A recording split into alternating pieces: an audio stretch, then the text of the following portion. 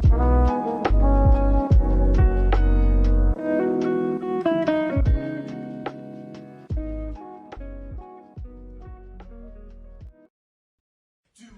and Mo, Deuce and Mo, Deuce and Mo.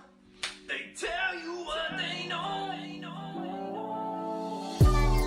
Do it for Deuce and Mo, Deuce and Mo. Hey. Do it for Deuce and Mo. When it comes to the Kings, it's my favorite show. Do it for Deuce and Mo, Deuce and Mo. Hey. Do it for Deuce and Mo. When it comes to the Kings, big hopes and dreams as we cover our kings. Never cover the kingdom, but we loving our kings. And we covered your prayers as we doing our thing. Big Deuce with the par, Lil Mo on the screen. Solo or together, still do it for team. Never switch up for $1 or revenue stream. So we always got each other, balance out the beam. Deuce and Mo, and that's the end of the theme song. Do it for Deuce and Mo, Deuce and Mo. We are live! Morgan Reagan, for the first time in 12 days, we are doing a post-game night chat after a Kings win. How are we doing tonight? It's been 12 days. Well, I guess because like 3 or 4 were off. Yeah, but it sounds better when you exaggerate it like that. Yeah. Does it sound It's better? been almost 2 weeks since the Kings' last win. They get it done tonight against the Hawks. Woo! What's the prettiest thing you've ever seen? Just like the way that you said that line. Exactly. Oh, man. You're funny. I know. Yeah.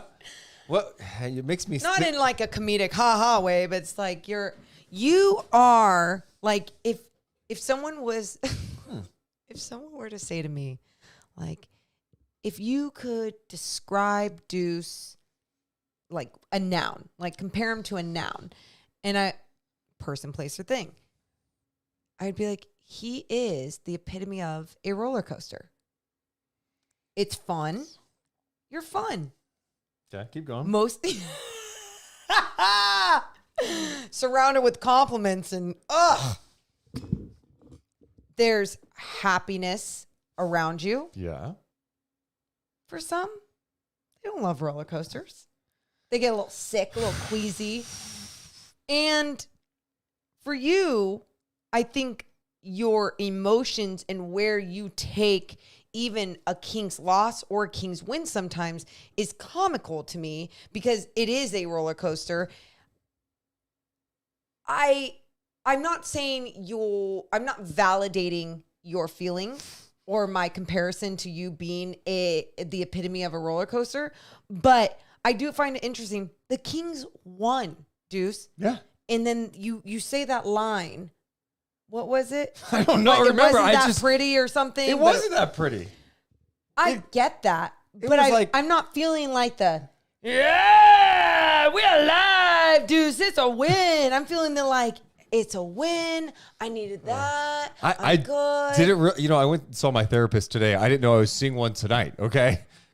Hey, validate your feelings. Roller coaster. Tapping into those emotions. Did she talk about this? Here's something that you should always do. Oh, be yourself. Be yourself. And no one's saying that you shouldn't be a roller coaster. That you shouldn't be yourself. I would never say that. I would never take that away from you. Ever. I appreciate it. You son of a I don't gun. even think it's toxic or unhealthy. I think it's great, but I'm gonna check this roller coaster ride sometimes, and I'm gonna check it and go, hey bud, remember a W. W's are fun. W's are hard to get in this league. You're talking to the person who appreciates all W's. Doesn't mean they're all going to be pretty. I'm fine with the ugly W every once in a while. I could give you a list of reasons why I like tonight's win for sure. But I'm not going to reflect on this and go, hey, dude, I'll never forget game 42 this year as you hear Carlin in the background. How did he do that? He went all the way around. Carlin is moving well with his 2 back legs paralyzed. Shout out to Carlin, by the way. He starts therapy coming up on Thursday. Yeah, he does. Thank you. I really do appreciate everyone having my back here tonight, including Curtis. Deuce, you just do your thing. You're fine, bro. What? But I didn't say don't do your thing. Mo, chill the F out. LOL. Morgan gaslighting Deuce right now.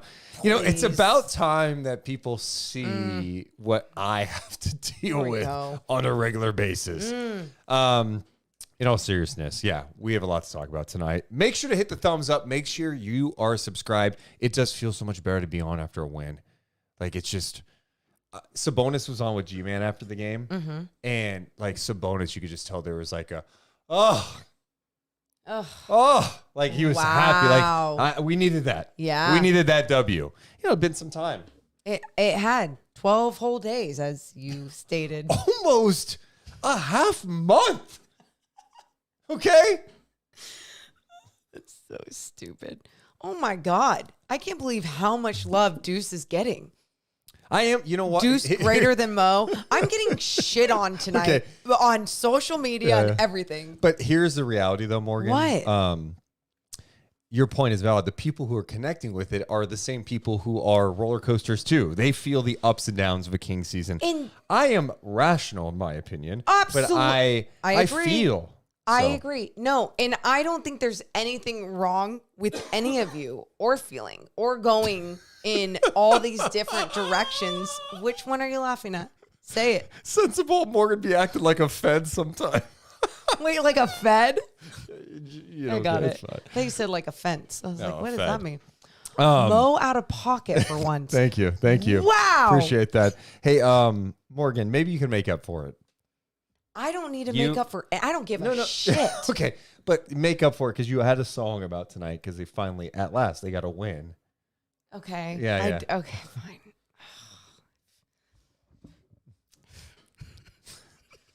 Yeah? You're funny. At last, my Kings have won a game. My beamless nights are over, and life is like a song. That's the actual lyric. You know what? You had no idea that was coming, and I appreciate you buying in and you going planted a seed, and I was like, I got to take it. Thank you. Let's grow it together. Oh, wait, now you sing your version. I can't do that. I don't know the song. Come on, Etta. Give it. I don't know the song. At last. At last. At last. The Kings have won a game. My beamless nights are over. And we'll think of the rest of the lyrics. Good job. As we go. It's a great job. No, I'm still on people's shit list. You guess no. You've won him. You won him over Cook, Morgan Cook. Not bad. Nice try, Mo. Pretty good, Mo. That's hot. Is this Etta James? Yeah, baby. That's what a good teammate does. We go back to Deuce. We have to give more love to Deuce. I'm Malik Monk. You're JaVale McGee. Dunk it home. Before we start tonight, I do want to take a second to I just want to apologize to the basketball world on behalf of JaVale McGee because, in all seriousness, what he did tonight was one of the most disgusting things I've ever seen on a basketball court. Just the audacity to dunk and then hang on the rim like that. He got a technical, but some would argue he should be suspended for life. It's almost disgusting that someone could hang on the rim in front of children, in front of 17,000 people, millions watching at home, and see that type of disgusting thing happen on their TV screens. How do you explain it to your kids? I'm just so proud of the refs for really stepping up and doing what was right. JaVale McGee, unbelievable. I'm sorry on behalf of JaVale. More, it's just a joke, okay? What? We're giving technicals for hanging on the rim. No. I've seen guys hang on the rim. I've seen it recently. No tees. What are we doing? These are the things we're giving technicals for. Hey, no. All he did, you know this rule. You can't pull up. I don't give a...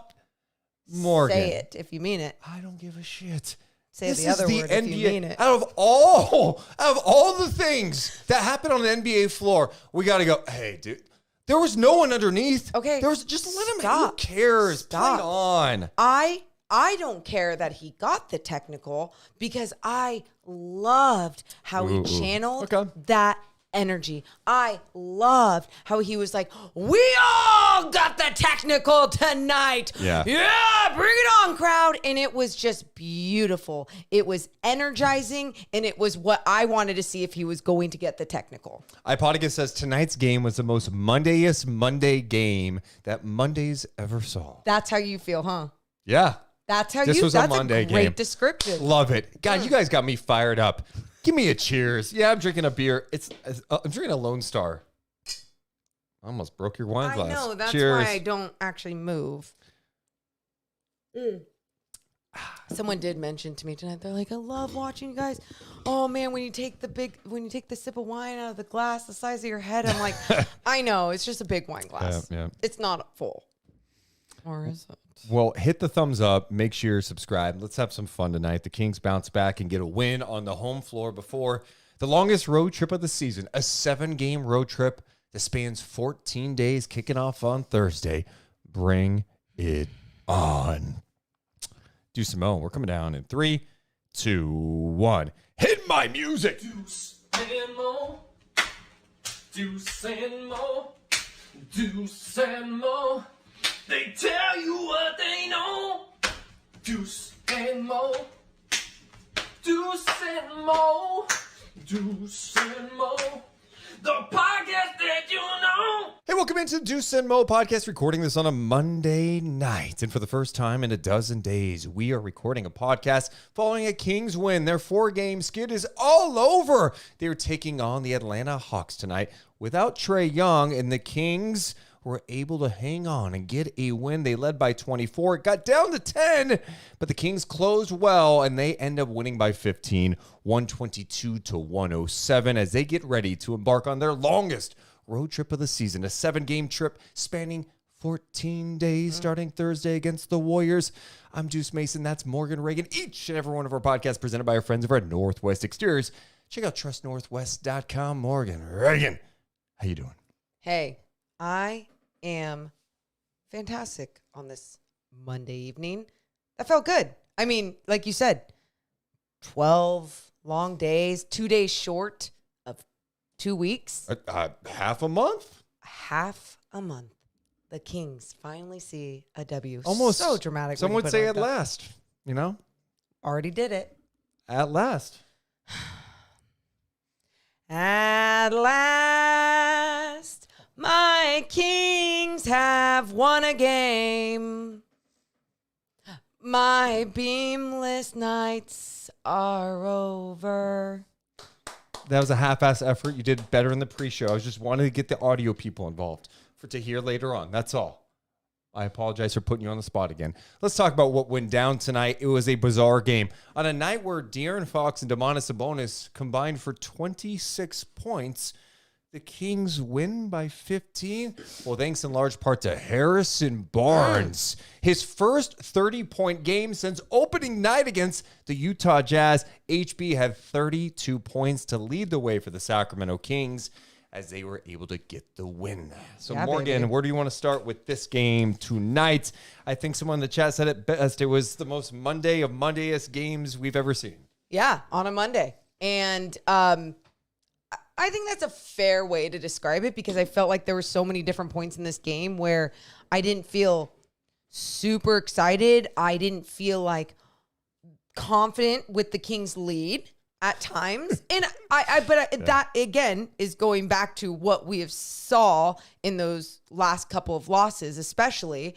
But you did what you were supposed to do, and that is get the W, and you got the W with a big lead. You finished out strong.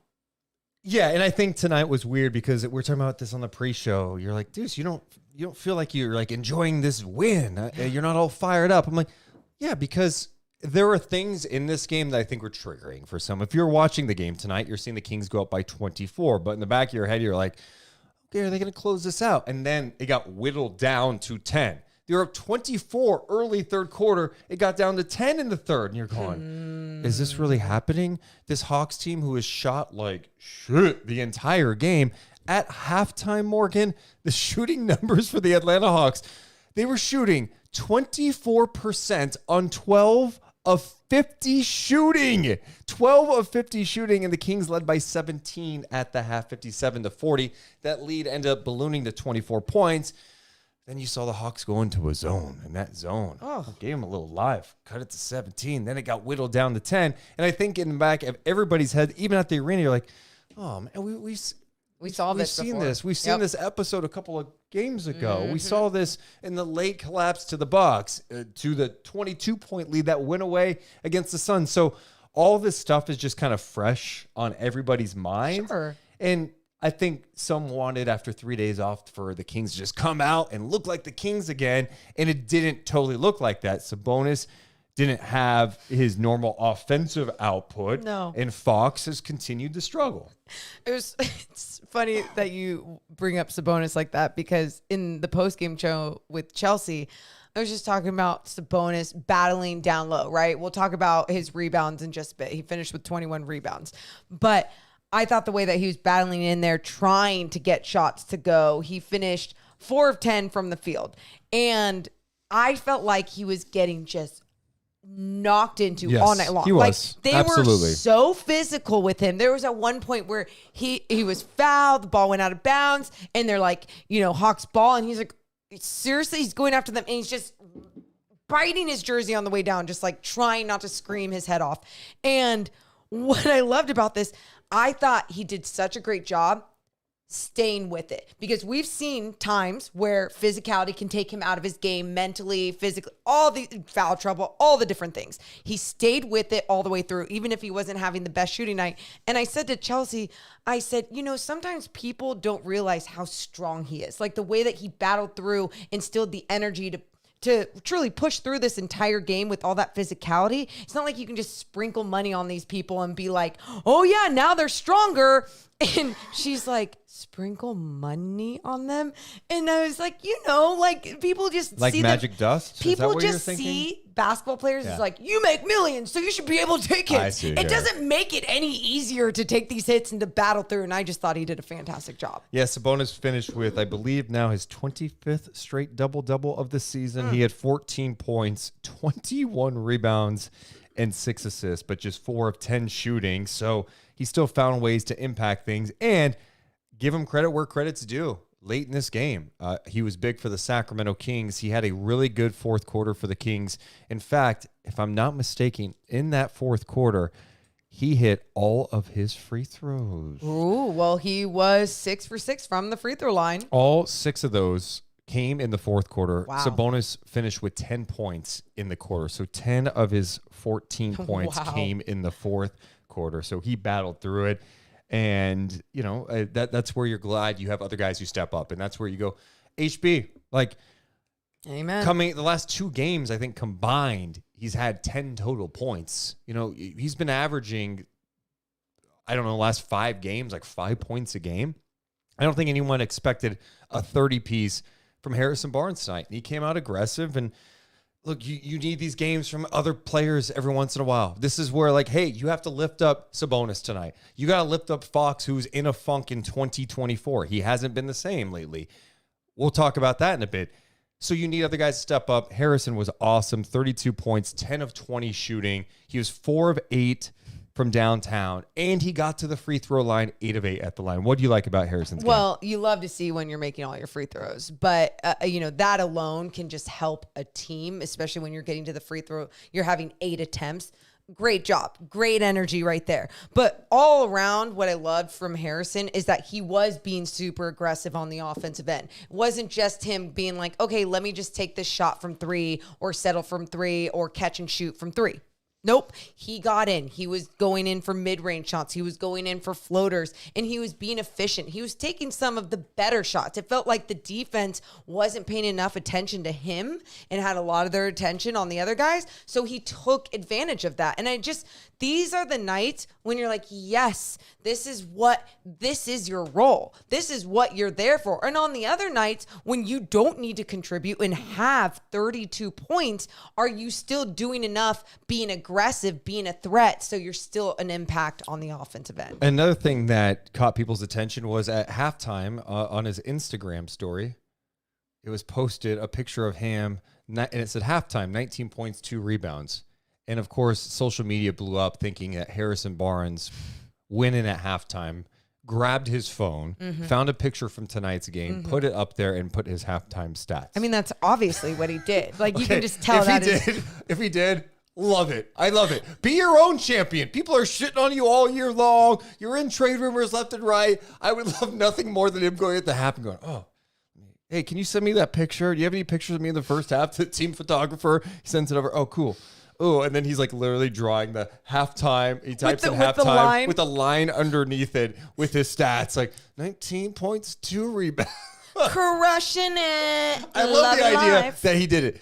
In reality, he probably did not do it. So I'm going to guess he has a social media person. In fact, I'm like 99% There we sure. go. I was going to say, you don't even need to It was say just probably. funny. It was just funny. That is fantastic. And what I do love about that, like already there's so much of his social media where I'm like, you're not always posting that. I appreciate him though, trying to stay active with it, always thinking about the future and like what you want to do beyond your career too, and making sure that you're active with it. And with this, it's so obvious that he did not do that, that it makes it that much more special. But I do believe you should always make sure that you are pushing out your work and someone else is doing that for him. Absolutely. Well done. Mike Brown said after the game that's talking about Harrison Barnes being aggressive. He talked, and this is from Brendan Nunes, who posted this on social media, was good because we needed it in a way with our big three, how they shot the ball down the stretch. We called his number 3 or 4 times, and good things happened almost every time. I mean, it was definitely more of the Harrison Barnes that we saw last year, not necessarily the 30 points, just about, oh, hey, how many times last year did we come on after a game and go, man, you know what? The Kings really struggled to get a bucket. They needed one. They gave it to HB, and he got them one. And I think that happened several times tonight, getting to the free throw line. I mean, there were times where you talked about the floater, but in the post, like he had Sadiq Bey on him in the fourth quarter. He goes, I'm going to work on this guy. I have a size advantage here. I'm going to stay aggressive. I'm going to get a bucket here and look for yours. And it may not be his way every night. And I think that's probably the biggest struggle he's had this year. It's just kind of finding like where he's at with this team as an option. Fox and Sabonis, their usage rate is up. Keegan's is way up. Where does he fit into all of this? And I think that's been a struggle. And I understand how that can be a struggle. I mean, if you've ever played basketball on a competitive team and really trying to understand your role and what works best with you. I remember so many times, even for me, it was like, I would have been so much better as a shooting guard, but nobody could play on my team. So I had to be the manager. I had to be the point guard, and I had to facilitate. That's annoying, right? You look at someone like Harrison Barnes, where his role has adjusted over the years, but it hasn't adjusted from being able to still make an impact. Just because some of these actions aren't run for you or aren't called for you doesn't mean that you still can't be making effective cuts or making those backdoor cuts with a purpose and not just to run through the flow of the offense and run through an action. So I guess the question is, how can Harrison have more of, can he bring more of what he did last year? That balance. Of course, 32 points. He's not scoring 32 points, all right? But this, there was a stat I saw at halftime when he had like 19 points at the half that he's on track for his first 20-point game since November 22nd. Again, I don't need 22 from HB. Yeah. But what I do need is just this type of aggressiveness. How do you get that from him so it's not just him floating? Because that's the thing. I don't even need to sit here and be like, I need at least a double-digit game from Harrison Barnes if he's going to start in this team. I don't need that. I need those attempts to go up. And those attempts being good shot attempts, right? Being able to be like, I am still a threat out here. If I square up, you have to worry about me just as much as you have to worry about someone else with the basketball because I'm capable. That's the thing that's frustrating about him. He is a capable scorer. He's a capable cutter. He can be strong in some of these matchups against some of these other teams. So it's frustrating when you don't see it as much and he just takes a step back and is like, I'm just going to run through the flow. So tonight it felt like, I don't know if he understood what was at stake, but either way, he stepped up when his teammates needed it most. 32 points for Harrison Barnes tonight. So we mentioned Sabonis. One other Sabonis note, too. He had 21 rebounds. This is a crazy stat from Frankie Cardicelli. Most 20-plus rebound games in the Sacramento era. DeMarcus Cousins has the most. He had 12 in 470 games. Sabonis has 9 in 136 games. You guys. C. Webb is third with 6 in 377. Sabonis has 9 20-plus rebound games in 136 games with the Sacramento Kings. That's absurd.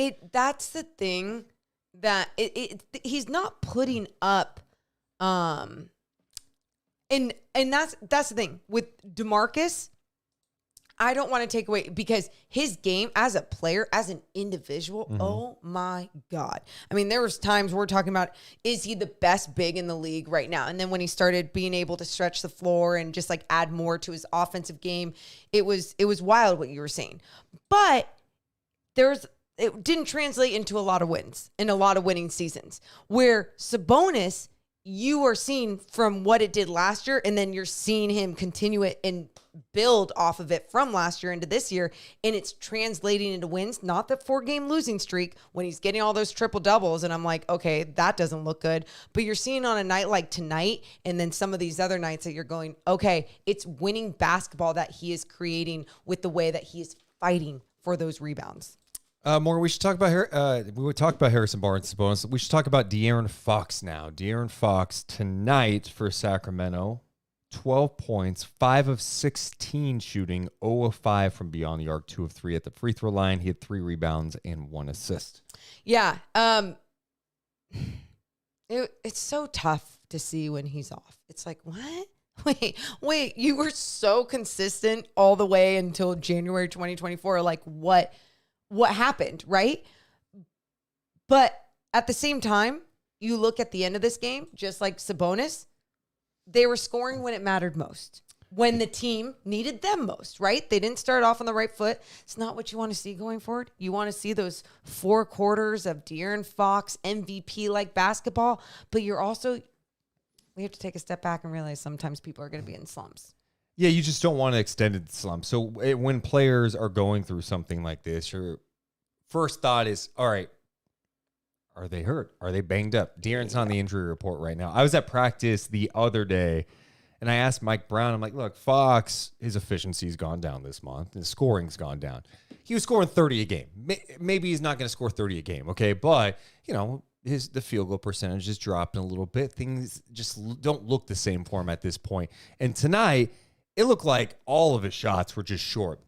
This was not a night where he was relying on the 3 either. He took 5 of them. He was missing mid-range shots short in this game tonight. So I don't know what's going on, but when I asked Mike about it, I'm like, is he dinged up? And he suggested, like, yeah, he's probably dinged up. But a lot of guys are dinged up at this point. And then the next thing he brought up is he feels like he has to do a better job at managing Fox and Sabonis' minutes. Fox tonight played under 35. He ends up playing 34 minutes. In addition to that, we did see Davion Mitchell end up playing 22 minutes off the Kings bench. The Kings have not been playing a ton of guards. They've been playing Malik. They've been playing Kevin and De'Aaron. So seeing Davion get some run was interesting too. But yeah, I don't know what's going on with De'Aaron. And I feel like this happens almost every year with him. He goes through a stretch where like at 10 games, we're like, hey, is everything okay? And when we had him on our podcast over the summer, one thing he talked about was like fighting through things. My biggest thing with all that is like, look, I don't know what he's feeling at this point. I admire when athletes want to fight through things. I would say like if I'm Mike Brown, especially with what's coming up here, like if he needs a day, needs to skip a game, do it. Like I'm about getting. There's still over half the season left. You just have to be cautious with all this stuff if he is banged up. Yeah, it's tough. And we've too. seen him grab his shoulder last game, right, against Indiana. Yeah, and sometimes you go, but what's one game gonna do? You know, That's true. And they just had 3 days off. Exactly. And I'm not saying I'm saying sometimes the athlete and the team is saying, what's this one game going to do? You know, like we're all banged up. Might as well. You can fight through it because you're not going to make it worse. You're not going to tear a ligament worse. You're not going to strain something worse. So, you know, just do the rehab that you need to do and fight through it. Now, doesn't make things easier. And sometimes when you are fighting through things, you have to be able to adjust your game. And if it is something like the shoulder and the shoulder is affecting his shot, then you got to find ways to keep getting to the rim. Yeah. And even if sometimes that shoulder, because you need to use it to get to the rim and that's affecting you, then you need to find a way to find more power within your legs or whatever in that mid range. So then you're not relying on your arm strength and you're relying on your base strength. Like all those little things, it's not easy, but No. you can try and tweak it when these things are happening. And one thing I like that the Kings changed late. There was a stretch tonight where they had Keegan Murray defending DeJounte Murray. And Murray kept getting a step on Keegan. He's too fast for him, got by him. And it was creating problems for Sacramento, right? Because guys are helping, defense is collapsing, or Murray's taking it to the rack. DeJounte Murray was a problem for Sacramento, especially in that second half. But then they made the switch, and De'Aaron took that task. And De'Aaron got into him, you know? Yes, And I thought even down the stretch, De'Aaron had some good looks. He had one shot that literally looked great, and it just rattled out. But then he had a big and one. Yep. And then he forced a turnover into DeJounte Murray. So De'Aaron just has to keep fighting through it. And I felt like tonight he did a great job trying to fight through this and try to, hey, I'm not knocking down shots right now. I have to keep playing. I have to keep competing out there.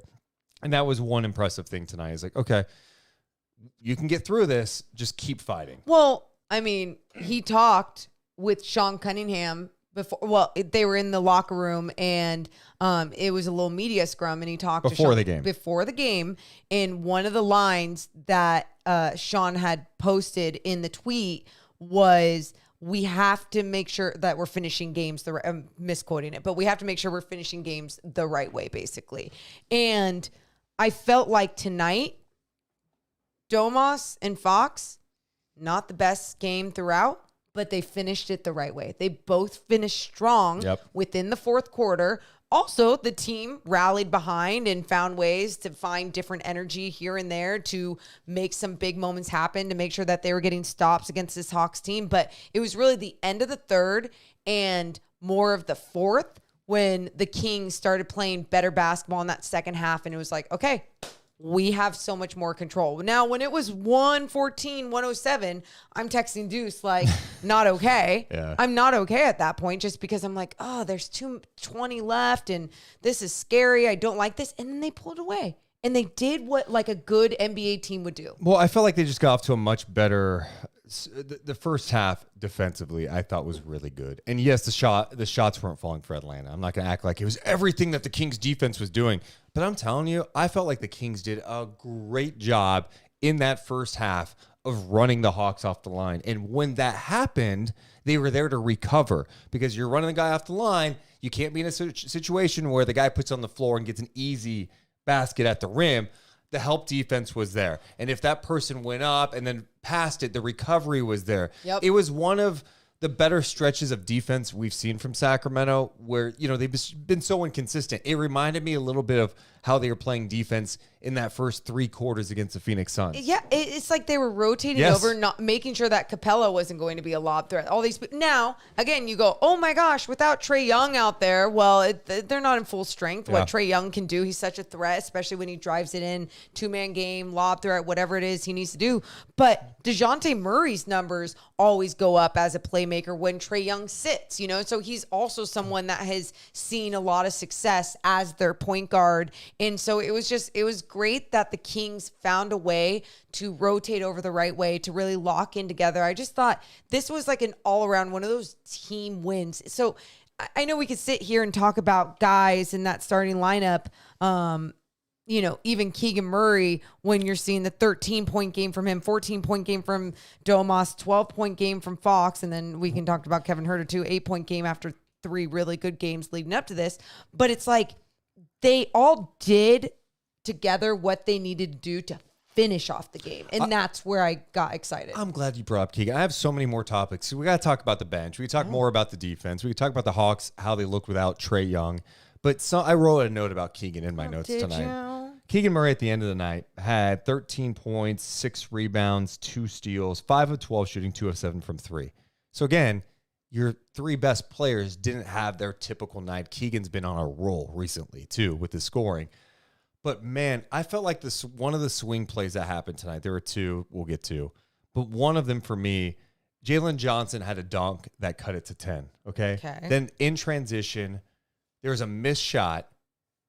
Keegan gets a strong rebound put back. And dunks it, right? Yeah. Okay. Then he plays some outstanding defense on the other end, forces a miss, then comes down and buries a 3. And I'm like, that's the type of shit. That's like, it's a 10-point game. It's a little fragile. Your teammate just missed a shot, and you go fight and grab a strong rebound and go up hard. And, I'm not sure he's doing that last year, and then to go back on the other end, get a defensive stop, come back down and bury a 3, a 10-point game, then turns into a 15-point game just like that. That's a swing play. Yep. That's how you slow momentum. When the team's making a run, they're punching you, you punch back. Keegan punched back in that situation. Yeah, because even when we were talking about Keegan in the postgame, I wasn't like overly excited to talk about his entire game, but it was those moments that you were talking about that he had. He played his defense on Jalen Johnson in the first half. I've been watching Jalen Johnson. We've been big fans of what he's been able to do this year in Atlanta. He is such a talented player and someone that if I'm a Hawks fan, I'm beyond excited about. Keegan Murray did an outstanding job staying with him, being attached with him, using his length to contest shots. He wasn't allowing Jalen to get around him. Johnson on the night, I'm not saying this is all Keegan either. The guy had an off night too. Jalen Johnson had 11 points, 4 of 18 shooting, 1 of 7 from 3. No, that's fair. I probably should have given Keegan a little bit more love on the post game, for that. Here's side the of reality. ball. Keegan's defense just flies under the radar sometimes. Sure. And if you watch him enough, you see what he does out there. He had a tough matchup going up against DeJounte Murray, and that's another thing. Like Mike's asking him to do some different things. I wouldn't ask him to go out there with DeJounte. I'd maybe give it a couple of times, but make sure Fox is on him. That's a Fox matchup in my opinion. Keegan, his defense is legit. It is. And that it's so sad because it is the thing I mentioned in the post game was I don't know why he was on DeJounte in some of these moments. They should have had De'Aaron on DeJounte Murray, but it's about making sure that you're also, when you do see the flaws, you are seeing the good in someone like Jalen Johnson, who absolutely we have talked about in the past of, hey, what to watch against Kings Hawks. And it was Jalen Johnson just crashes the boards. He is a hustler. He is an effort guy. He'll dunk on your face. He has a bounce. He is that type of young player. So watch out, because those can also be huge swing plays. And you're right. Keegan did a good job of being part of that his team squad defense that slowed it. Yes. Making sure to contest at the rim, staying vertical. Yes. Keegan's a stud. That was just a great I just thought that response and that it's kind of pivotal moment too, because I think Johnson hit a 3 and also had that dunk. So love seeing that from Keegan Murray. I see the chat popping. Shout out to all you guys for being here. Hit the thumbs up and subscribe. I saw a couple of people mentioning Trae Young not playing. Yeah, I mean, obviously Trae Young is such a gifted scorer. He was out tonight, concussion.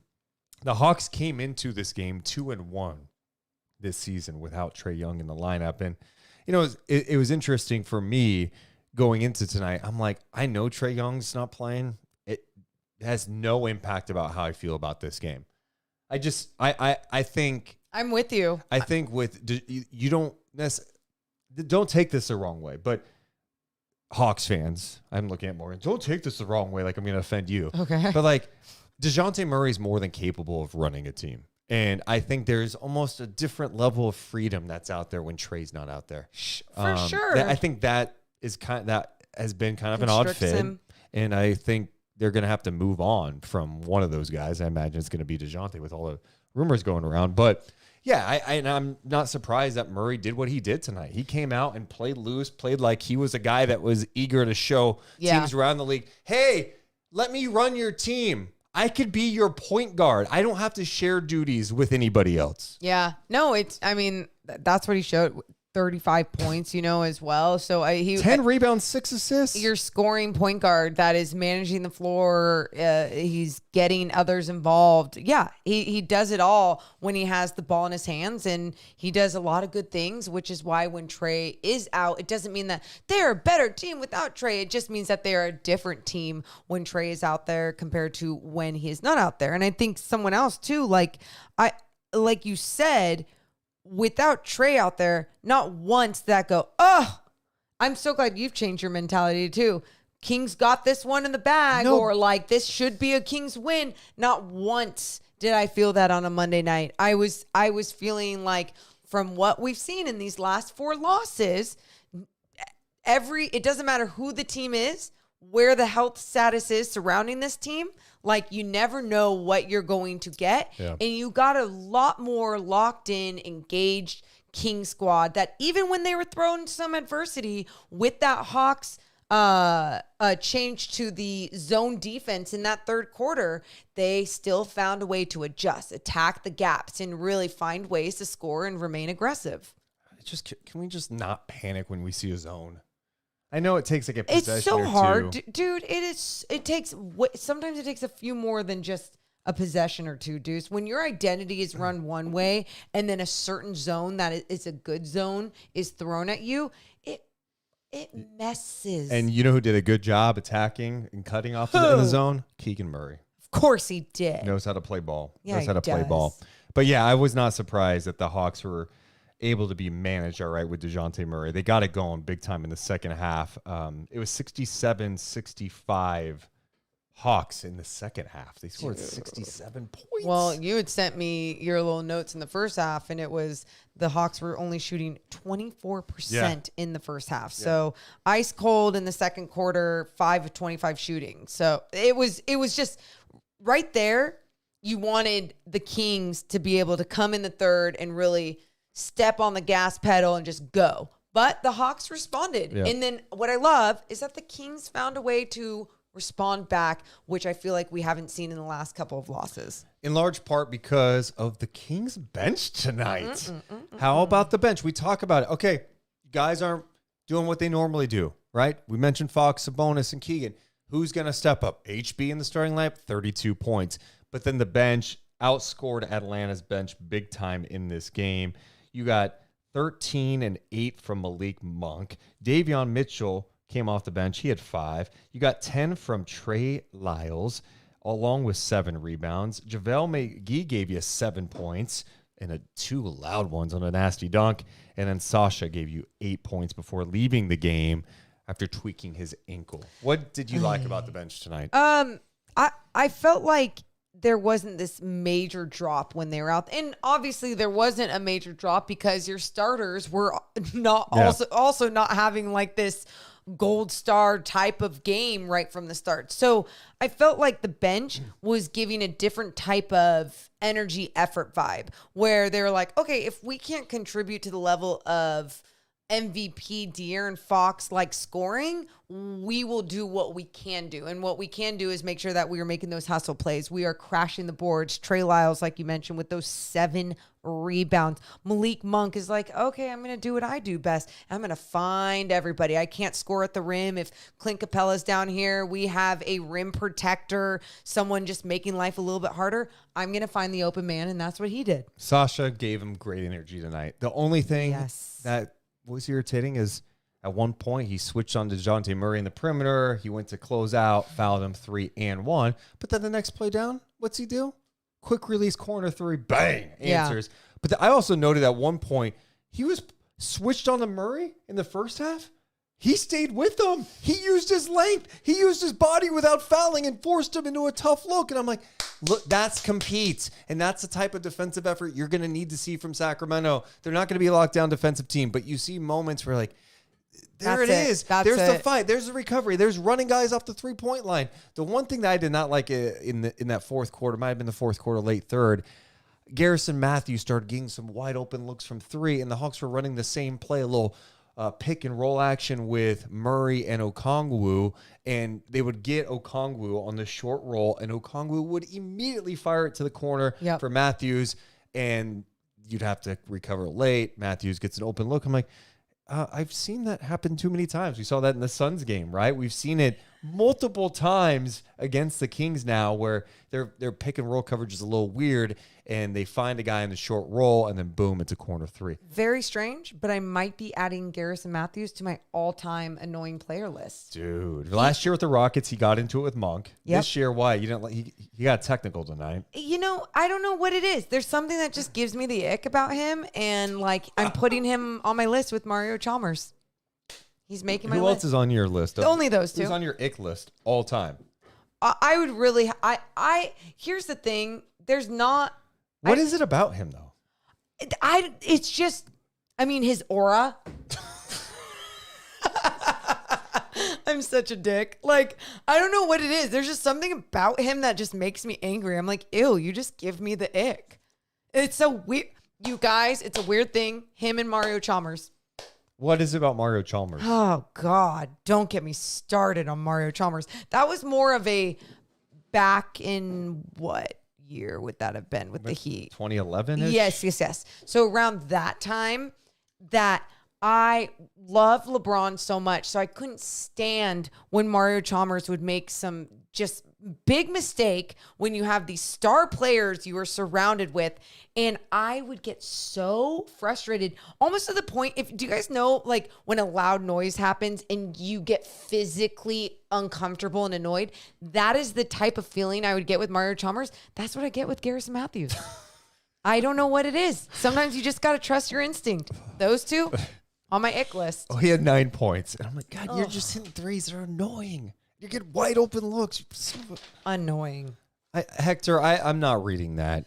Garrison Mathews is evil Deuce. Dude, now I gotta look at him for real to see. No, he's just a white basketball player that he's saying that you looks like you. cannot just compare me to every. Oh my God, dude! Deuce gets compared to so many different white professional athletes, and I love it. I'm sorry, I have to draw a line here. That does not look like me. That does not look like me. Yeah, it does. You're being serious. Well, who's the baseball player that looks like you? Do that one. That one looks like. This is the one comparison that I'm like, yes. My guy Murph Dog used to say all the time, I believe it was him. Yes. That I kind of look like a former pitcher of the Reds, Homer Bailey. There's stuff within your facial structure with your jowls and your nose and your small lips. Yeah.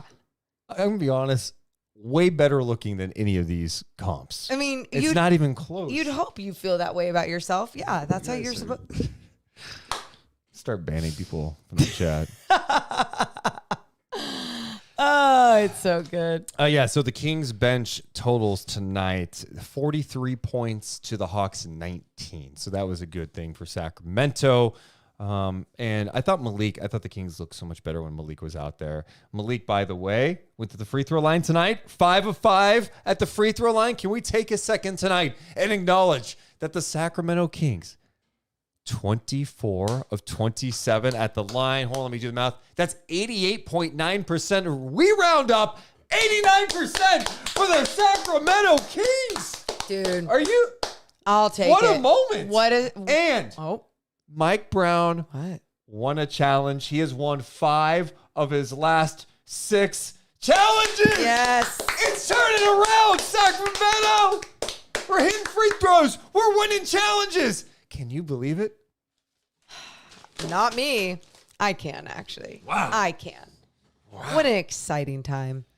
Oh, let's see. What else do we need to talk about from this game? Yeah, I like the fact that the bench stepped up. I thought Davion came in. His defense Thank you. Great tonight. I thought he came in and just busted his ass. Stay ready, Davion. He stays ready. And Chelsea Gray and I got to talk to him after the game.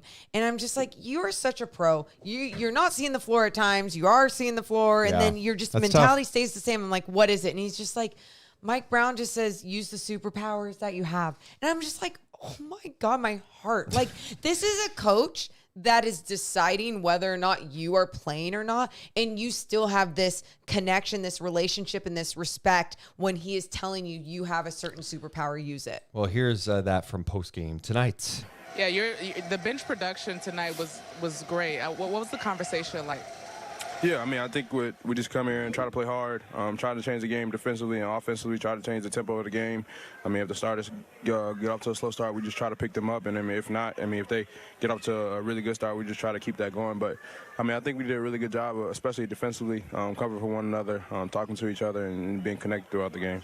No, and that's what jumped out to me immediately, Morgan. I thought they did a great job tonight. You know, the Hawks definitely got some better looks, and shots started to drop for them in the second half. It wasn't as perfect and clean for Sacramento defensively, but I felt like Sacramento really set the tone tonight with how they competed defensively. Yeah, I love that they stayed locked in from the start, and you're going to see moments where they're bad moments, but the Kings ultimately as a team stayed together, and they had this, I don't know, this certain fight about them where they were like, no, we are not going to lose this game. It was like it wasn't giving off desperation, but in some ways it was, we will not lose this game. We will figure out how to find a win no matter what it takes. And they stayed together, and they stayed with it when times when I was feeling like, all right, here's where it goes downhill. This is where I'm losing faith in Mike Brown or in, De'Aaron's energy or Sabonis not getting the calls, whatever it was. And they just stayed with it. And that's just not easy. And I'm just so happy they did. So the Kings win 122-107. Davion was part of my WTF play of the game. What was that? Monk had a steal, gets it to Mitchell in transition. And my first thought was, Davion's going to go up and dunk it. And Davion slowed down, kind of looked like he was maybe going to give it to Monk. Like, it looked like he was going to go for a dunk, slowed down, get it to Monk. No, he decides to put it up, misses, gets blocked. Oh, it was the get blocked one. Yeah. Yeah. Doesn't. Yeah. Davion, go get yours, man. I felt like he was a little hesitant offensively tonight. And I'm like, don't be hesitant. You're getting this shot. Go out there and go get yours. Use this as an opportunity to show the rest of the NBA world what you can do. And don't pass up looks. Don't do it, especially in that situation. Yeah, I get it. I get it. In that situation, if you felt like the pressure of these big people trailing or following behind you. Go dunk it. But if you weren't going to, make the next decision. Pull it out. Do what you... It's, I think sometimes people go, oh, man, like, why didn't he just, like, go up with it? If you don't feel it and you felt, again, too many bodies coming at you, pull it out. Another play that some people in the chat were mentioning, the Okongwu jam on Trey Lyles. Oh, the one where he was trying to take the charge? It was loud. That's an offensive foul. We're going the other way. I'm not being Homer Deuce here. I watched that and I went, that's it. We're going the other way. That's an offensive foul. It was, right? Like, he was out of the cylinder. Was out of the restricted area. Yeah. He was set. Cylinder, he was there. Yeah. That's an offensive foul. You're being serious. Yes. Okay, I couldn't tell if you were being... So like, that play was borderline annoying. And then the next one was when JaVale McGee, and, I know Chelsea Gray on postgame with you mentioned this play. JaVale McGee has that dunk. He hung on the rim, got a technical foul. Ridiculous. NBA. Is this where we're going to go ahead and, like, draw a line? Like, we don't want guys hanging on the rim. Pulling up. It's a rule. You can't pull up. Why? Give me one good reason as to why you should not. An NBA there official. was no one underneath the basket, if I'm not mistaken. JaVale McGee had a loud dunk at home, and he pulled up on there. Why is that a big deal? Usually you would pull up if someone was underneath you. Why is it a big deal? Why is it worthy of stopping the game technical foul out of everything? I don't know. But It's not. Can I tell you what my thought process is? Let these guys have fun out there. Let them talk some shit. This is what you do when you're playing outside. If you were at a pickup I'm fine game, with talking shit, but can that ruin the rim or anything? Or like make the rim adjust if you pull up on it? I don't know. I don't know. I'm just possibly asking. it could. I didn't. Are you working for the NBA right now? Am I talking to the league office? How'd you know? I mean, don't call. But you know what I loved about that? What? JaVale, it didn't stop JaVale. He got the technical. He knew he got one, and he went right up to the crowd, got them all pumped up. And I felt like that was like a little moment in the game where it was like, yeah, JaVale, you're in there. When you have been in there, it's been chaotic. JaVale only had one play tonight where I was furious about when he took a three. JaVale McGee. JaVale, I don't need an above the break three. I'm open, launch it. No, I don't need it because that's. I know. If we're talking about superpowers, that's just not one of your superpowers. That's okay. I think tonight I was interested that he went in and said Alex Len. And that's always interesting. It is, but I'll say this. I didn't think McGee was bad tonight. I thought he did a good job. He was Monk threw him one lob in the first half that was totally out of range, and he somehow steered it home. He had a couple of loud jams. I thought he had some nice defensive plays, and he had that loud dunk, and it got the crowd into it, and the crowd needed to feel a little juice. They got all amped up after that play, and so a credit to him for coming in and being more productive than he has been when he's been out there. It's not even about being under control, because if you're out of control but you can be productive, there can be a place for you. We saw it last year even a little bit more with Malik Monk. Chaos, but there was production happening. And now you've seen it this year with Malik Monk. It's not chaotic. If anything, it's not a chaotic energy. It's a controlled energy. It's a disciplined energy. And he's taken his game to the next level. And I think JaVale McGee, where he is in his career, you're just kind of like, okay, how can you adjust your game so you aren't taking away from the team, even if you're not adding everything along the stat line to the team? And adding those energy moments is exactly what he needs to do if he's going to be seen 10 minutes in a game. Yep, I agree with you. So the Kings end up getting a win, 122-107, beating a shorthanded Hawks team who did not have Trae Young tonight.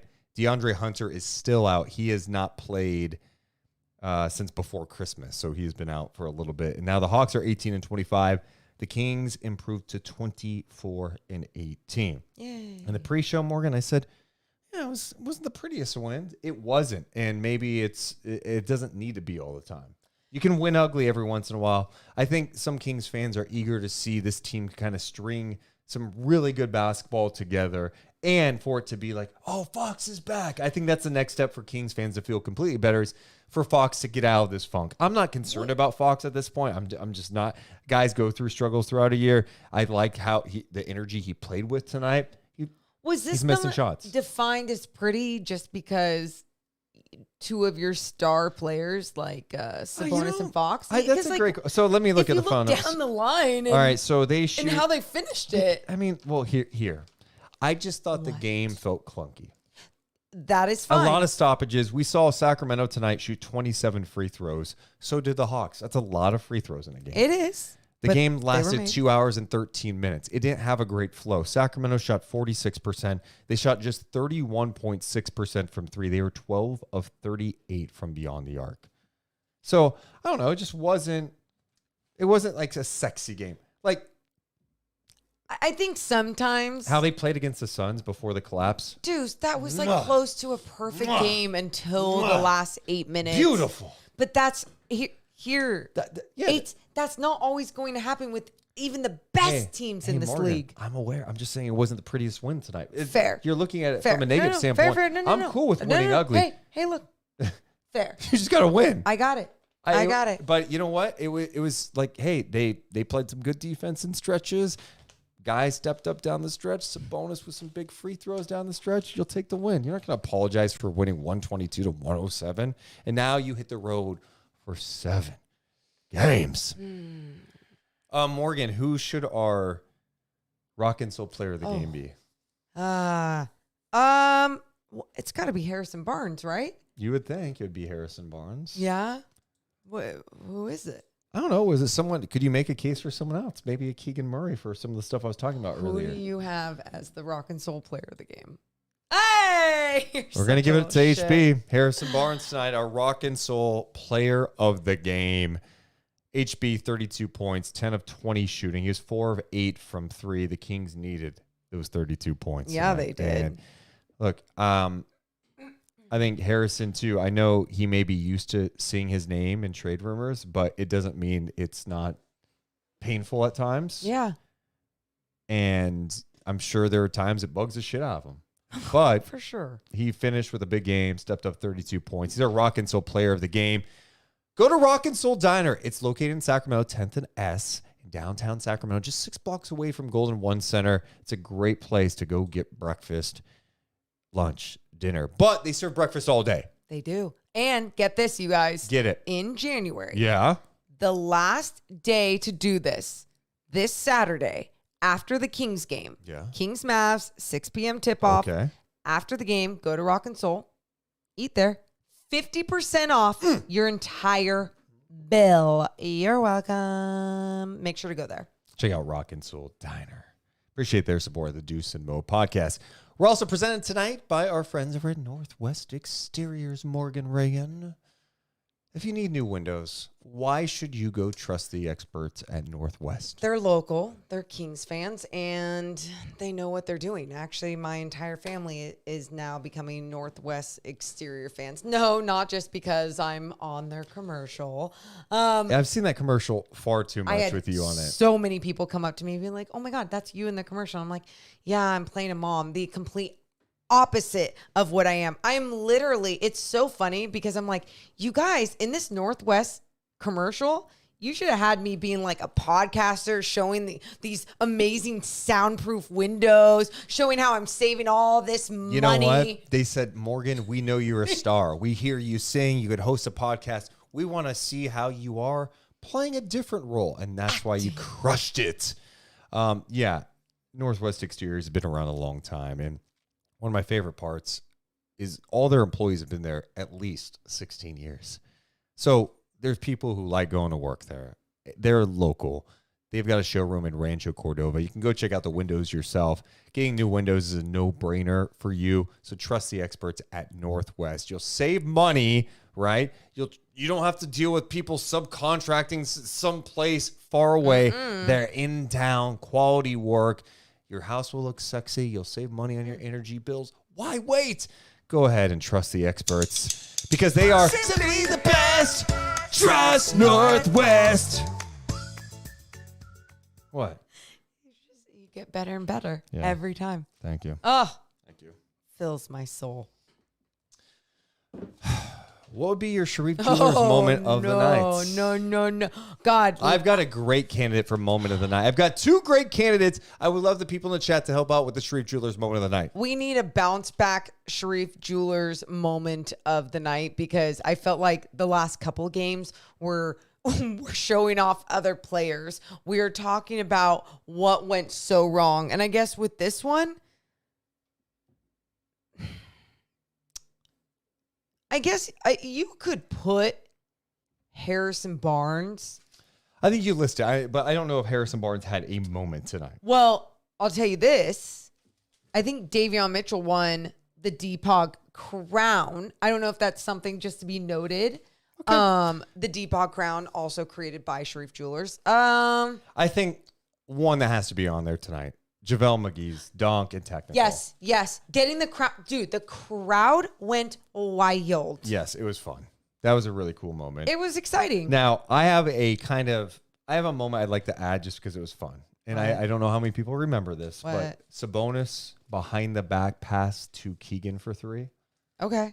That was pretty sexy. Do it. So Kings win 122-107. Okay. I put HB 32 points, McGee dunk and tech, Sabonis behind the back pass to Murray for 3. Kyle says you should do HB halftime IG post as I'm just going to note that HB halftime. I love it. Oh, wow. A lot of people. D. Scott says, chug it, Deuce, to your beer. Okay. We have A lot of people JaVale mentioning McGee's. Yes. slam. McGee dunk and hyping up the crowd. Says Missy. Should I irritate the one guy who doesn't like when I look at some of the moments and just scramble this up and pick a moment from tonight? Is there one guy that doesn't like that? We're halfway through the season. We should pick a moment. Oh, we're halfway there. I'm pulling out my hair. Kings piss me off, but sometimes I'm happy. Okay, tell me when. He hates when I finish his sentences. Tell me. Pick. Okay. Pick to post it. December 8th against the Suns. No Kevin Durant, Grayson Allen, or Beal, but the Kings win 114-106. Fox 23 points in the fourth quarter. You can't read your own handwriting? Jesus. What's that say? Keon Ellis what? What's that say at the bottom there? I can't read it. Keon Ellis is something is joking? Jumping. Jawing at Nurk? Dunking on... Man. Deuce, come on. That's my bad, guys. No, that's so bad. You always say you can read your ugly ass handwriting. My bad. My bad, guys. My bad. Jared said he was at that game. Well, hopefully you remember. Next up, Morgan Reagan. The Kings are hitting the road. Are you ready for this road trip? Yes. It starts Thursday. Kings go on the road to San Francisco to take on the Golden State Warriors, who, by the way, will be on a second night of a back-to-back, if I'm not mistaken. They will be taking on the Atlanta Hawks the night before. Yes. Okay. So the Warriors will be on the second night of a back-to-back. Then the Kings go at Dallas, at Memphis, at Miami, at Indiana, at Chicago, at Cleveland. That takes you through February 5th. They return home February 7th against the Detroit Pistons. That is the day before the NBA trade deadline. Oh, my God. So, yeah, I mean, they're on the road for a minute here. Oh, my God. I'm going to be in San Francisco so many times. Are you doing a lot of pre and post? I am. I'm doing the Memphis game with you on the 29th on TV. So Hell yeah. First up, the Warriors. They've been off for a minute after the death of their assistant coach, and they postponed 2 of their games. They had a very emotional day at practice today where they saw some of the tribute videos that were done, and they took like an hour break before practicing. My friend Kendra Andrews did a report on it. So I saw the report, and she also was talking about how Looney would do all of his work with the assistant coach on a certain basket, and he had changed his baskets because, different energy, just wanted to switch it up. Milo Jovic. Jovic, excuse me. Milo Jovic, you're just seeing the impact, I mean, from EuroLeague basketball or overseas basketball to here. And it's, I said this at Chelsea. I go, I think they're going to be playing some inspired basketball. What that means with their ups and downs, and if they can actually figure it out, who knows? But there's just something else that comes over you and brings a team together during times like this. So we'll see. Yeah, and the first emotional game is going to come against the Hawks, and then the Kings play them. So that's going to be obviously interesting to see how the Kings perform against a Warriors team that, it's been a while since we've seen them. Draymond Green's back now, but they're 18-22. They're not a very good team. And a couple of those wins have come against Sacramento. I'm not trying to shit on the Warriors or anything, but it's with the Kings at this point, it's who knows what team's going to show up, but and sometimes it's a winnable, Warriors. it's a winnable game. It's the Warriors, but it's a winnable game. Then you take on a Dallas team that you beat on the road earlier this year. One of the best Kings wins came at Dallas. One of the best Kings wins earlier this year came at Memphis. Now, this is a Memphis team that's beyond banged up now, right? No more Ja Morant. He's out for the year. Then you take on a Miami team that has had some nice moments this year. Then you have a rematch with the Pacers. That has to be a game you go get. Tyrese, Pascal. They were now 0-2 with Siakam, but Tyrese did not play in one of those games. Think about what the Clippers were with James Harden at first. Right. I mean, this is where that will be the time where they figure it out is against the Sacramento Kings. The Bulls do not have Zach LaVine right now. He's going to be out a few games, but they have won 2 of their last 3 before losing tonight to the Suns. And then you take on a Cavs team that really, I feel like their whole year has been injury-filled, but they are playing much better basketball. This Cleveland Cavaliers team all of a sudden has won 3, 4, 5, 6, 7, 8 games in a row. I mean, and only so of their last 12 games, they've won 10 of their last 12. Pretty impressive. That is. So, yeah, I think there's winnable games on this road trip, but I feel like this is a stretch of games where it's a crucial stretch before the trade deadline. It really is because this Western Conference. The Kings won 48 games last year and were the 3 seed. I don't know that you can win 38 games this year and be 48 games and be the 3 seed this year. And you look at where the Kings are at right now, they're 24-18. That's good for 7th in the West. Well, they were in 8th earlier before the game. So it's nice to even look, it's going to be a different year because when you look at this Western Conference, and you look at what some of these teams, not just individuals, Cat with however many he ended up finishing with in their game tonight against the Hornets, but you look at these teams and what they're accomplishing together and with health and everything, it's scary. Yeah, Minnesota, OKC, Denver could have a 3-way tie tomorrow for the number 1 seed. You got the Clippers right there in the mix. The Suns have got it going. I feel like the Suns, ever since they beat the Kings, have been feeling really good. Yeah. I mean, they've been playing better basketball outside of that. But KD's been on a tear. He hit a game winner tonight against the Bulls. So, yeah, it's going to be interesting to see. Like, I don't know, what does this Kings team look like over the next couple of weeks? Do we see some changes? Does it happen right at the trade deadline? Is it a minor tweak? I feel like every day there's a new batch of random rumors. I used to love trade rumors. But now it's like, the most random people will post trade rumors. And you're like, what does that even mean? I saw a trade rumor today. It wasn't even a rumor. It was like, the Kings may be in search of a wing defender. Possible names include Jonathan Isaac and blah, blah, blah. I'm like, wait, you're telling me the Kings need a wing defender? No shit. Like I love when people mention names in from different teams that are obviously not even going to be traded. Like they're star players of their teams and they shouldn't be mentioned. And then you hear someone like Jeremy Grant, for example. It's like, oh, I thought the Kings and Jeremy Grant were connected. Haven't they been connected for years? I mean, it's the same thing with Pascal Siakam, where the only reason why I was trusting any of those rumors or the conversations because Sam Amick and Shams were reporting on it. You know, but besides that, it's like I don't trust the rumbling. I think the Siakam stuff got pretty far. I do too. And That's what I'm saying. I think what ultimately came to, I'm not sure that the Kings were wanting to give him a max deal. And I don't know that many teams wanted to give Pascal Siakam a max deal if he hit free agency. I mean, him a max deal and how many first round picks were you going to have to give up to? So, yeah, I mean, for the Pacers, I still look at that and go, you know, those picks may not be very good anyway. I think the biggest question I have for Indiana is, was this the time to do this trade? Like, he's going to be 30. You're going to have to give him a big deal.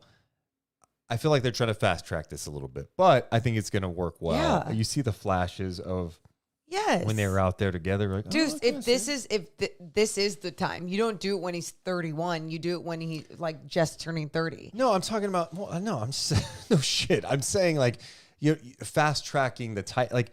This their timeline as a team, they're ahead of schedule right now. I don't think they need to make this Siakam move just yet. It doesn't mean th're going to be better because small of it. windows, small success windows. Small. Tyrese is still young. He's not even in his prime yet. But you just don't know. Are you going to trust Miles Turner in his health?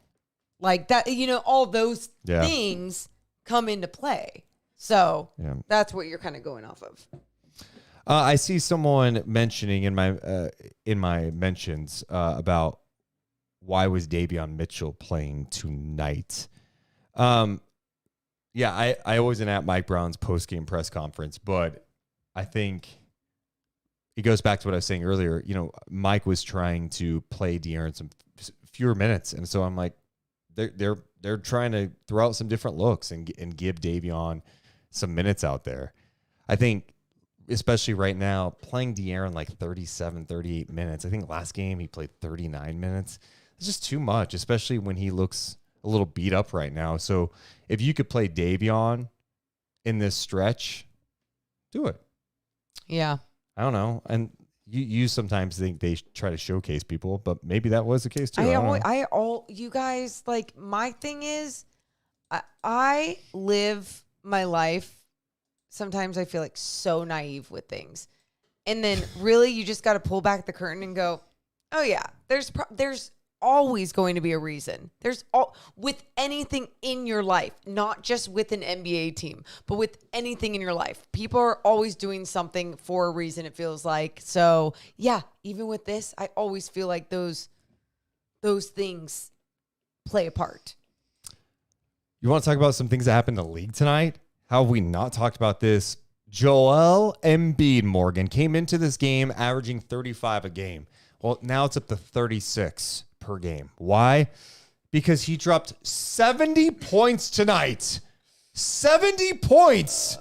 He had 70 points, 18 rebounds, 5 assists. He did it on 24-41 shooting.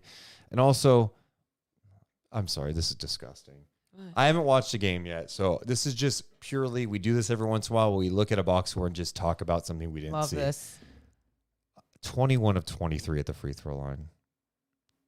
Why is that disgusting? I mean, it's the young team in the Spurs where they might have just been like trying to hack a Joel Embiid. The Spurs? Popovich did talk about that before the game. The Spurs shot 27 free throws tonight. Embiid shot 23 by himself. Yeah. We didn't watch the game. But so 70 points is amazing. Joel Embiid, honestly, his efficiency this year has been incredible. I don't know the last time you looked at his numbers, Morgan, on the season, but like 35 points. See, that's jumped up. That's not even accurate. He's up to 36 a game now. That's insane. Jesus. 36 a game. I'm going to go to NBA.com because I want to get the updated totals. That's a franchise record, by the way, for Joel Embiid. Wow. Which is pretty incredible stuff. So Joel Embiid now, the updated stats, he's number one in scoring, 36 a game, 54% shooting, 36% from three, 88.7% from the free throw line, and he takes 12.2 a game. So, hey, guess what? He goes to the free throw line. He's making them. He's making them. He makes them. So he's also averaging 11.6 rebounds per game, 6 assists per game, dude, just under 2 blocks, and 1.2 steals a game. How many games has he played? 32. Okay. Wow. Pretty incredible. Dude, that is something. That is something. But that wasn't the only big game we saw tonight. In No. Minnesota. Jeez, dude. Say it. Oh, this is what your favorite thing is. Karl Anthony Towns, my friends. He really did lose. He had 62 points tonight against the Hornets. 62 points against the Hornets. I didn't realize he ended with 62. He scored 62 points tonight, Morgan Reagan, in a loss at home to the Hornets, 128-125. The Hornets outscored the T-Wolves tonight, 36-18 in the fourth quarter. After the game, Chris Finch had some comments. Here's what Chris Finch said after his team lost in a game in which Karl Anthony Towns had 62 points, 44 in the first half. It was an absolute disgusting performance of defense and immature basketball all the way through the game. So it really didn't slip away. It had been there from the jump. So this is what happens when you have this type of approach. Let's see what else he said after the game. Hot hand, look for a hot hand. But at some point, we got to get back to making the right play. We got to get back to doing the right things. And, that's just, like I said, there's a lot of ways to be immature. There's always a lot of ways to be immature.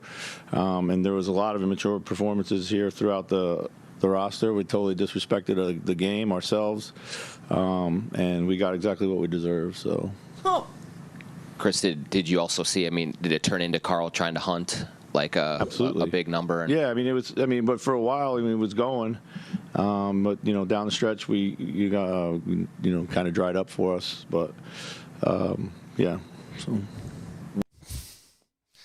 Dude, it's what I've said a long time about Cat, man, and yep. You're This hearing it from their head coach. This Minnesota team obviously is having a fantastic year, and these slip-ups are going to happen throughout a season. But this is a great example, right, where, I'm box score watching this one, and I note that we're in the third quarter of this game, and Anthony Edwards has taken one shot. And I know a guy's cooking, but, you got to play the right way. Chris Finch told the story with his body language and the few words he had to say. He's a smart basketball coach. Yeah. And I think if they had even won this game, he would have been happy. He's not saying stuff like, we got what we deserved type of thing. But I feel like he would not have this happy, chipper approach because it is what it is. When you have someone hunting something like a big scoring game and not worrying about the team, I mean, it's already something we've talked. That's who Cat is. And he's an incredible player. We can give him all the love in the world. Doesn't mean that you can't criticize his play at times as well. And someone in the chat says Ant was mentioning after the game that they were trying to feed Cat to get him to 70. And it's just not. Hey, the basketball god said no tonight. The basketball god said, yeah, we're not going to let you do this. You have to play the right way, and you take an opponent a little lightly. These are NBA players. They're going to come back, and it's going to come back to bite you. And tonight, LaMelo Ball made his return. He played 35 minutes, 18 points, 13 assists for him. Damn. Yep. Brandon Miller had 27 points, 11 of 13 shooting for the rookie in the win for the Hornets, who go on the road and beat Minnesota tonight in a game where he dropped 62. Holy shit. Yeah. That is rough. These big scoring games tonight, or individual scores. Insane. Yeah. The league's in a amazing spot with some of the talent and the numbers that we're seeing dropped all the time. Crazy. You any final thoughts on this one, Morgan? What's on your mind right now? You all right? Yeah, why? I don't know. Do I not seem all right? I don't know. You just seem kind of like, What's that? Wait, you just kind of seem like you're just, you're just tapping out. I don't know. Not in a bad way. There's just, hey, it's a long year. I'm not criticizing you. Don't look at me like that. No, I don't feel like, one, I don't feel like I'm tapping out at all. Two, I feel fantastic. Three, I love coming on here after a W. It's so much easier. I remember that there was... No, I agree with you. I'm laughing because I totally agree. Certain plays I wish I remembered because I was like, oh, I don't want to forget this. I don't want to forget this third quarter sequence that I'm seeing right here. I want to remember to say this because I had those moments tonight. And those moments wasn't because of an individual player. It was these team moments that were happening, whether it was on the defensive end, whether it was where the ball was moving around. And it was very basic. And I'll take me a basic win. Love it. Take a basic Monday night win. Yeah. Yeah. Yes. I needed those 3 days after what I witnessed over the last week. The Philly one didn't shake me as much. It was irritating. It felt like the Kings missed a lot of shots, but the emotional toll of dealing with that Bucks and Suns game, both those games, and then going and losing to the Pacers in the fashion they did. Yeah. I was over it for a minute. No. I was just like, I need these days for my own mental well-being, like just to chill, not think about this team. I can't. Sometimes I go, why do I feel like that after so many games? Because I love this so much. So why would I feel that way? I curled up in a little ball and I watched a lot of Real Housewives and a little bit of basketball, a little bit of football. And I just had the best time ever. And it makes it that much more special though, too, when you do come back and then you get it. You work again, you work again, and then it ends up being a win because we are emotionally invested in this. And also, too, so many great people. There's so many good people that come up to me, and I know to you at Kings games, that listen to the podcast or will just show off their Deuce and Mo gear from afar when I'm like doing live TV, but I don't care because it's just like the coolest thing to me. And just thank you. It takes effort to come over, say what's up, say hello. Happy 8th birthday, Justin, who is there tonight too, as well. The effort that it takes, it goes such a long way. And I just want to thank you guys so much because that's been happening all year. And I feel like, I know I tell you there at the games, but just thank you so much. That's so sweet. Shut up. And I hate to bring us down because a couple people are mentioning this in the chat just about De'Aaron Fox real fast because De'Aaron Fox is like post game. Okay. You know, De'Aaron Fox has not really been talking to the media lately after games. I think that tonight was the first time he talked to the media before the game. Sweet. Since the Raptors game. Okay. That was a while ago after the win to the Raptors. And the Kings have had some bad losses. They've been on the road. When they're on the road, the only media there from Sacramento is the Sacramento Bee. But he's not been around to talk to the media. He's not talked to the media at practice. And then today he talked to the media. It was pretty short with the media during his pregame conversation. And some fans are going, why isn't Fox talking to the media? What's going on? Dude, I honestly don't know. And my perspective on this is simple. Like, look, I can guarantee you it'd be annoying to talk to the media all the time. I get it. But this is the job, you know, and it's frustrating. But if I'm Fox, I'm going out and just talking to the media, doing the bare minimum, what I need to do, even if I'm frustrated with something on the court or I'm just not in the right mentals, just go do it because LeBron is doing it after the Lakers are losing, falling below 500. Steph's doing it. That's part of the gig in the NBA. And it's not just about the media. It's about the fans hearing from you. That's part of the business. And I know it's not ideal all the time for people, but you got to do it. I'm so glad you brought this up because guess what I did? I talked to my 3-time WNBA champ teammate, Chelsea Gray, MVP. And I knew this was something. Like going in this game, especially because he did talk to the media in that scrum before the game. And I'm like, I mentioned on the pregame and I was telling her, I was like, you know, he hasn't really talked to the media. Like, I don't really give a shit, but a lot of people give a shit. And I get it. And and I get it. I validate your feelings toward it or whatever, but I just have a different perspective. So then I go and ask a pro and I go, hey, Chelsea. And I asked her if I could talk about this too. Cause I was like, afterward, I was like, hey, have you ever like not talked to the media? Just like you're frustrated or whatever and just do not talk. Like, and I said it to her, like, you haven't done that, right? You know, just like you're a pro. And she was like, yeah, I have. And I was like, what? And she goes, there are times when you just take a step back and millions are criticizing you day after day after day. And she goes, you can sit back and say, just don't read it. Just don't listen to it. Who cares? Blah, blah, blah. When you love something so much and you care about something so much, basketball, you're going to have this attachment to it. So when someone's trying to maybe have a gray, rainy cloud over that, it's going to hurt your soul sometimes. And you can say you make money, it's your job and all these things. But sometimes your cup is full and that's all you can take. And if you can't give a genuine, authentic interview to the media, you're like, I'm just going to do it when my mental state is there. And then I go, wait, can I talk about this in our podcast. And she's like, yeah, I don't care.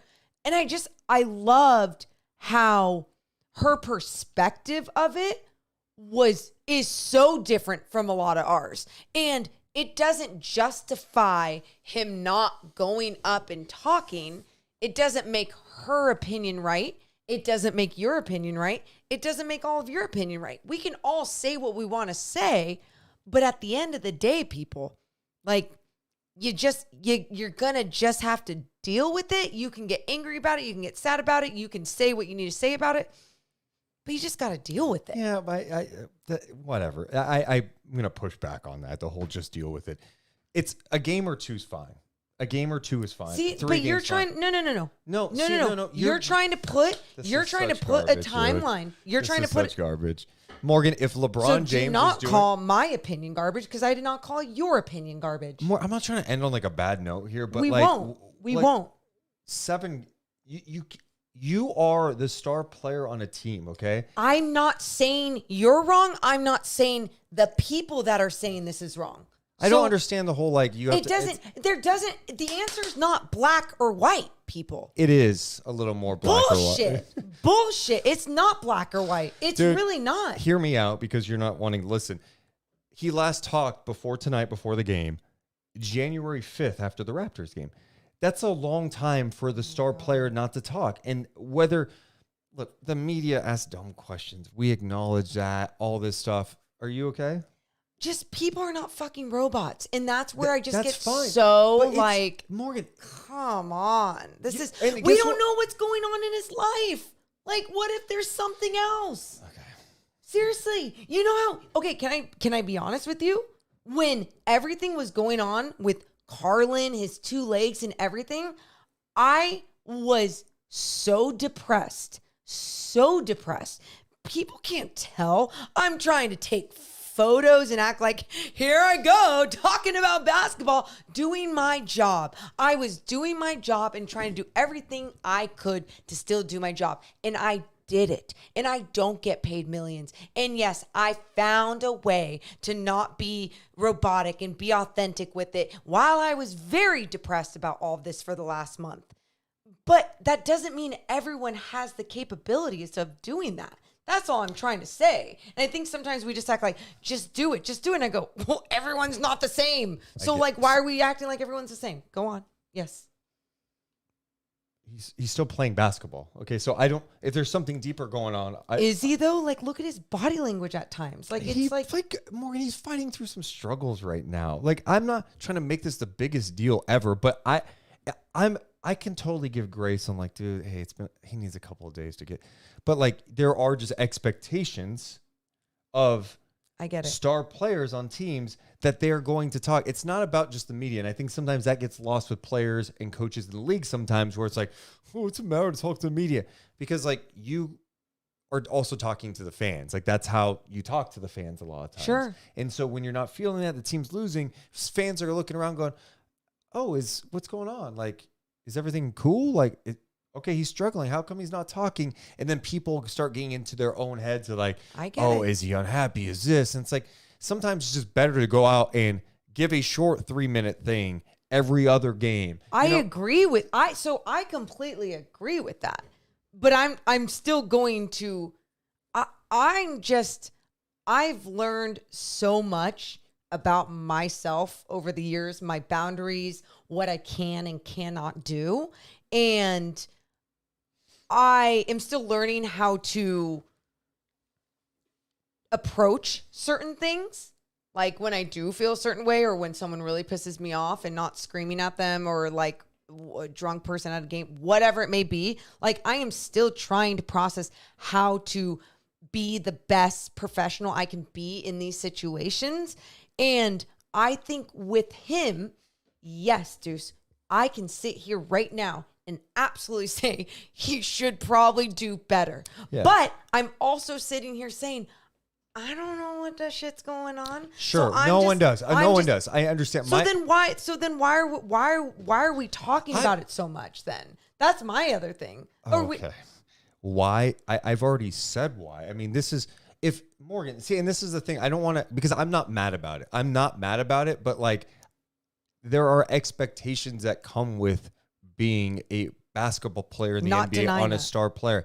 And this is a story for people because they're not hearing from him on a regular basis. Now, he did talk to the media before the game. He talked to Sean Cunningham. I believe Jason Anderson from the B was there too. So he did talk today. But my point is, if LeBron James went almost 12 days without talking to the media, people are going, what is going on? Yep. Steph Curry, Giannis, name the best player on the team. So I get all of this, but like I get all of it.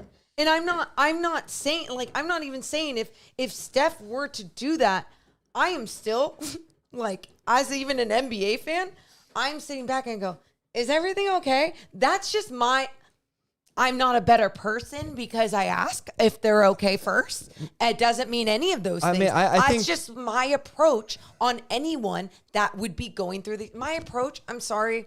You can call me soft. You can call me weak. I don't give a shit if it's LeBron James or Steph Curry or Giannis Antetokounmpo. I'm going, are they okay? That's my first question. That's fine. I mean, I think about the same thing with these guys. I just think sometimes the narrative always gets pushed in again. I think the question of this guy is a star, he should be doing this, this, and this. 100% I agree. Stating that right now for anyone that's going to get weird about this, 100% agree. But if they don't, I'm also not getting pissed off about it. Like, well, I don't know who's getting pissed off about it. There's so many weirdos out there that get like, and it's like, what? I mean, I'm not getting mad about it, but I know it's you're just Deuce. You are not. It's just part of the job, man, and. It's not the fun part about the job sometimes. It's cringy saying that sometimes. I don't know. Morgan, this is the NBA. I know. Without fans, this league is nothing. I get it. Like, you have to talk. Like, I get it. I'm not saying he's right. I'm not saying that, but I just can't sit here and just. It's weird to me. I'm struggling with your thought process on it. I really am. And I feel like we're going in circles because it's just like I think everyone out there who listens to our podcast, every Kings fan goes, I care about De'Aaron. I hope he's okay. But also on the same hand, acknowledged, why isn't he talking? And that's, I'm there. But I've been saying that same exact thing. But I am not my care for him talking. I feel like, here's my thing. I feel like people want to get angry about things that they can't control at times. And what they can control is them creating some sort of drama around it where it's like, yeah, it's something and he should probably be talking, but he's not. And just it doesn't kill me. But here's the other thing to it. Now, if you want to, in your career, be considered a certain tier of player, a certain level of player within your career, you got to do all the hard shit. And sometimes the hard shit is talking when even the hardest shit could be happening behind the scenes in your life. Does that make sense? Like, that's I guess, my approach to it. Also, not going to assume that something is going on either. No. But, I mean, that's the reality. And that's the other thing is like, But the level of what's hard and what's not to people in their lives is just, I mean, it's subjective. Yeah. And also, if he didn't talk tonight, I'm glad. Hopefully his first game talking again isn't like after you bounce back. I mean, and right there, like, that wouldn't be my first thought, but I appreciate the conversation or the thought process around like, wait, why are you just talking when you finally win a game after a 4-game losing streak? Why couldn't you talk during the 4-game losing streak? So I get the conversation around it, but I also think sometimes there's, not by you, but by people, there's sometimes this weird evil intent that I'm just like, I don't think there's an evil intent. I think there's people who are just like, hey, like, this is part of the job in the NBA, and it's not fun all the time, and it's not going to be all great. And here's another reality. Look, if you were trying to do this in a big market, New York, Oh. LA. I mean, Have fun. it's on ESPN. It's Yeah. on ESPN. They're doing it on all the Yep. NBA shows. But because it's Sacramento, it's going to fly. You have an easier media market. That's just the reality of the situation. So, like, for me, just go out there, do your 3 minutes. Dude, Sabonis at practice, he talks for 2.5 minutes. I get it. He's short. Keegan talked for 2.5 minutes the other day, I but get no it. one felt like, oh, there was anything wrong or Dude. anything. Just doing that squashes a lot. And I think that's my biggest thing. It's like people go, oh, he's not showing up for this. And then it turns into a thing, and it shouldn't be a thing. And now I'm wasted way too much time on a podcast talking about it. I actually regret even bringing it up. That's fine. One of my favorite things was talking about it with an MVP, a 3-time champ in Chelsea Gray, who is a current basketball player that is playing at the highest level. And her saying what she had to say, I was like, interesting. Yeah. It was Did you say, hey, Chelsea, did you go 7 games over a 12-day span without talking? Because, again, it's different skipping one or two. and then I said, suck it up and get on the show and talk about it with me. No, but it was, again, it's just, there's only so many professional athletes in this world that will ever understand that level of like whatever that they're feeling. And not to say that we can't get some sort of understanding about it, but we will never be able to truly understand what a professional athlete feels in some of these times.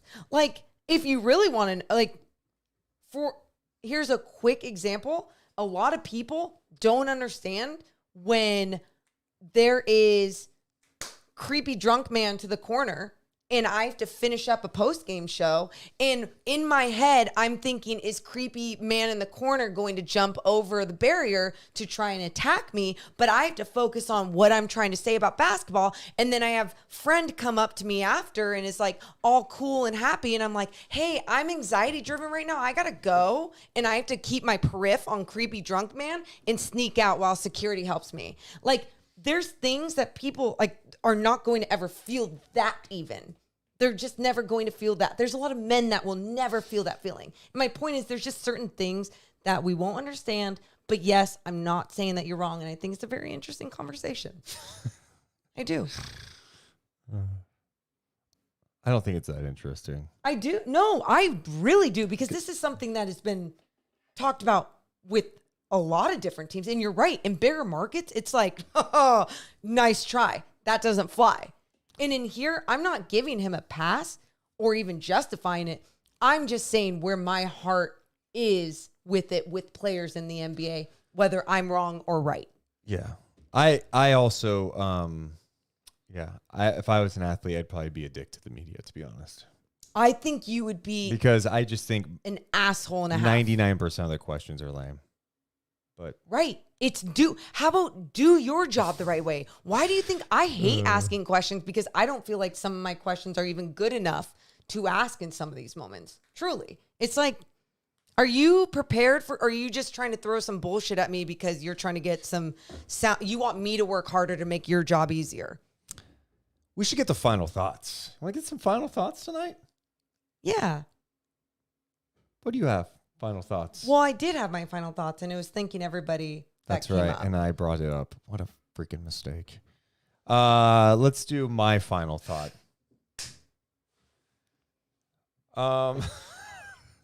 Okay, here's my final thought tonight. I know we're all excited about trade rumors. Oh. I check every day. Hey, what's going on? I'm ready for some juicy nugget. But now more than ever, we are seeing the most bizarre trade rumors ever. And it's by sources that aren't really sources. So this time of year, unless it's from Adrian Wojnarowski, unless it's from Shams who's saying close to happening, or a Sam Amick, or Mark Stein, Chris Haynes, if it's in advanced talks, go ahead and tag me in it. Go ahead and talk about it. But if it's from Joe Random Guy who paid for verification on X and he is just posting some article and he's got 300 followers, you don't have to act like it's a real thing. We don't have to do this. Every year, it seems like it gets worse and worse. And now, because all these people are trying to get engagement out there, they're trying to get clicks, they will put the most random shit out there. And it doesn't even make sense to be like, well, the Kings are looking for this type of player. People expect them to look at these names. Who are these people? I just sound like Jerry Seinfeld. Who are these people? Like, this is just so random to me. So I understand people, you NBA fans, are so thirsty to get some new juicy rumor out there. Just be patient. And let me caution you on this. Most deals, most trades don't happen until deadline day. If you go back and look at last year's, most of them had deadline day. Yeah. They happened the day or the day of the trade deadline. So as you wake up every day and expecting some big thing to happen, it's probably unlikely. And if it does happen, just be surprised. Adjust your expectations. Be patient. Trade deadline's coming. Enjoy. I like that final thought. Thank you. Straight to the point. Well, appreciate you guys so much for being here and hanging out with us tonight. Make sure you drop comments below. Also, make sure you join us again when we are live Thursday night following Kings Warriors. Let's go. It's a big one. Kings Warriors in San Francisco. Can't wait for that. We'll be live after the game. And of course, if anything breaks, we'll be live too to break it all down. We love you guys so much, but we got to go. You all have a wonderful rest of your night. See ya. Deuce and Mo, Deuce and Mo, Deuce and Mo. They tell you what they know.